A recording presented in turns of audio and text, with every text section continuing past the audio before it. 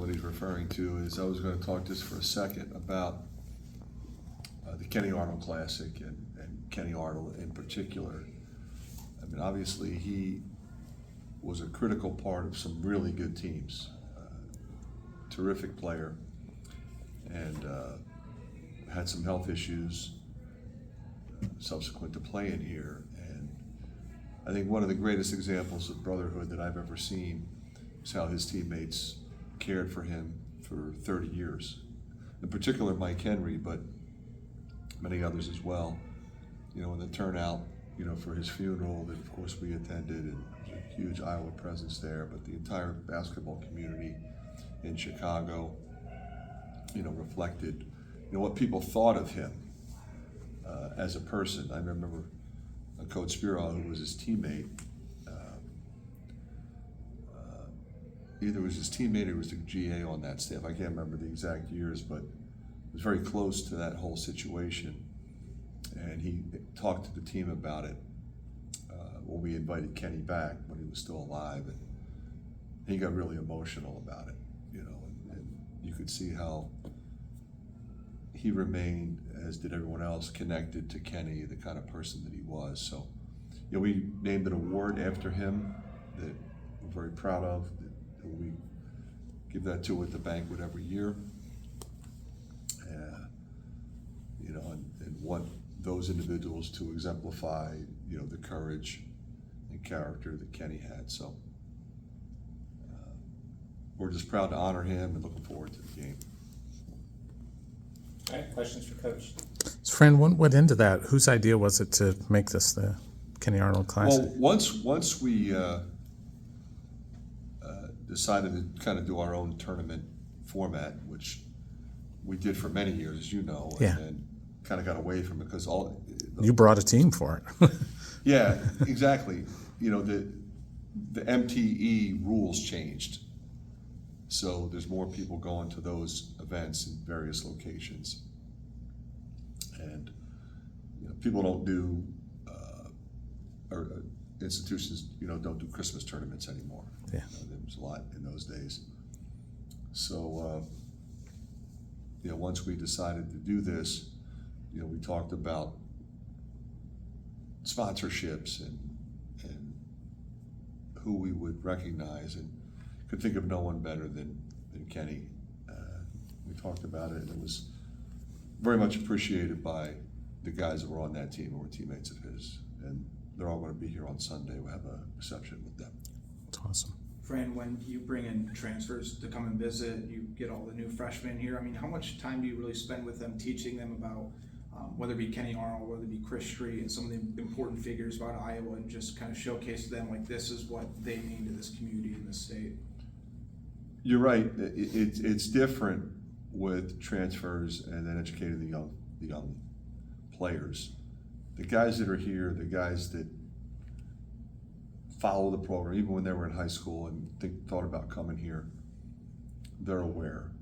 But we continue to engage our former players and make sure that these guys remember those who came before. Because as you all know, there were some great players, some great coaches, very, very proud tradition going back many years. And we have guys come that just show up at practice, and they know that they're welcome at all times. They come for a football game and they want to come to practice. It's encouraged, and you know, we take very seriously the interaction between those guys and our present players. So it's something that is constant.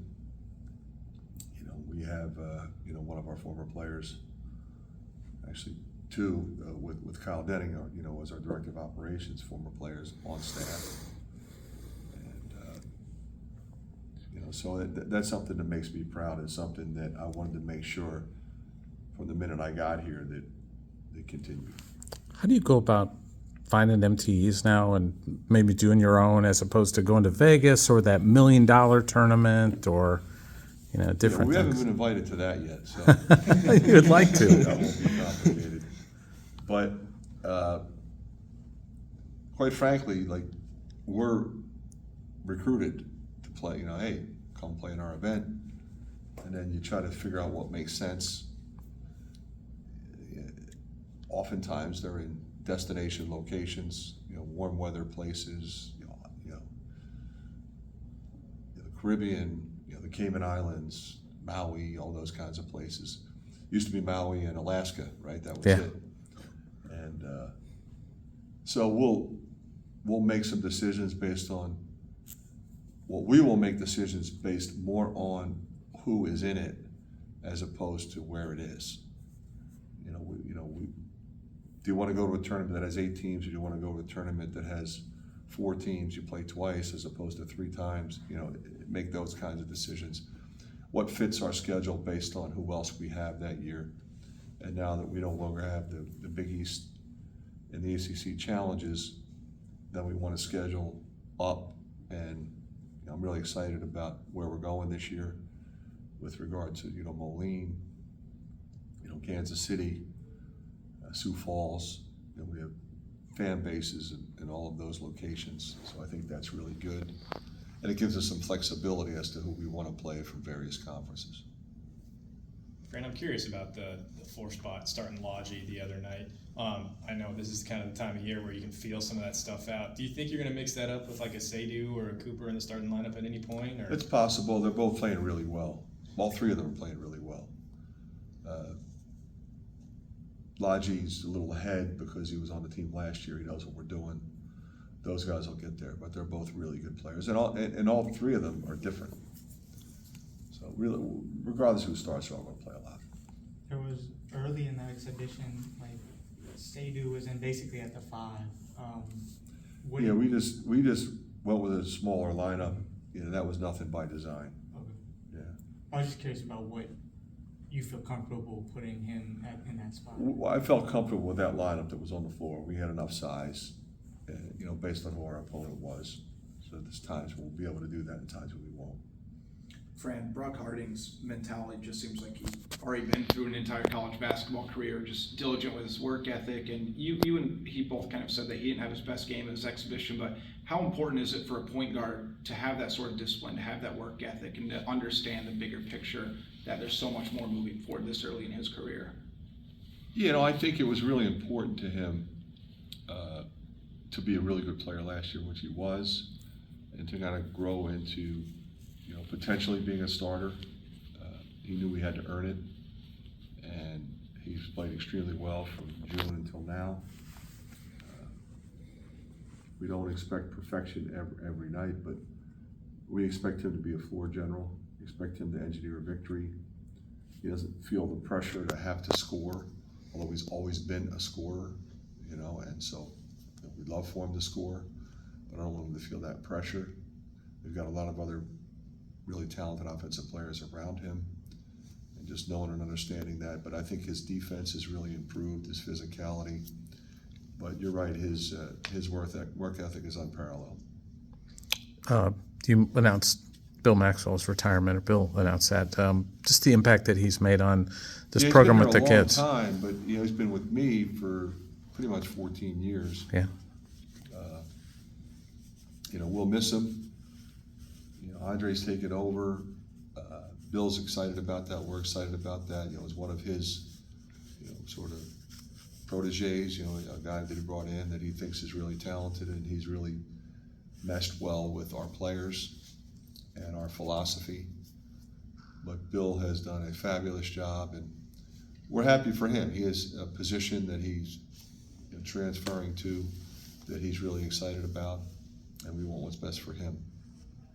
Not very often that you've got somebody that you've been with for that long. Are there kind of any lasting memories or favorite memories from your time with him? No, Bill was very serious about his work and connected well with the players. He pushed them hard enough. And that's always a fine line with strength coaches. How do you get the maximum out of each individual? The one thing that I really value is, we want them to get stronger. We want them to get bigger and stronger. We want them to become more athletic, but most importantly, we want them to stay healthy. Keep them physically fit from a stretching and, you know, nutrition and hydration standpoint so that they get through the season. And he's done a great job. Fran, I wanted to ask, I think, correct me if I'm wrong, I think Drew Fella only played 9 minutes the other night, had some turnovers. I guess I'm curious, do you think he's just trying to feel things out right now, and kind of get used to the team chemistry? He's doing great. I mean, he'll be a big part of this team. There'll be times he plays a lot more minutes than that. We did place Josh at the point some, so I wanted to do that. But, you know, Drew's practiced really well. He'll be fine. You mentioned that immediately about Cooper. He had a procedure at some point in the offseason, but what was exactly I guess just the nature of it? Yeah, I don't know that I'm really supposed to talk about specifics on that, but he's doing fine now. Brad, I'm sure you'll figure this out as the season goes along, but I mean, Josh Dix has hit some big shots for you. Pate Sanford said, I don't know how many. Brock was that guy in high school, is not afraid of the moment. I guess when you get to those moments, but you have the sort of team chemistry you have, I mean, how valuable is that you can go to numerous guys and nobody's going to sit there being like, I need the ball? I think it's really important because, you know, if you're playing against us, there's, you know, you're coming down the stretch, a lot of guys we can go to get a basket, you know, and we've kind of always had those kind of teams, and I think it's really important that you have multiple weapons, because if you have one or two guys, everybody double teams them or denies them, and the wrong guy shooting the ball. But, you know, we encourage confidence shooting the ball, and we have a number of guys that aren't afraid to take that shot. And I'll be honest with you, there's more guys on that list now than probably ever.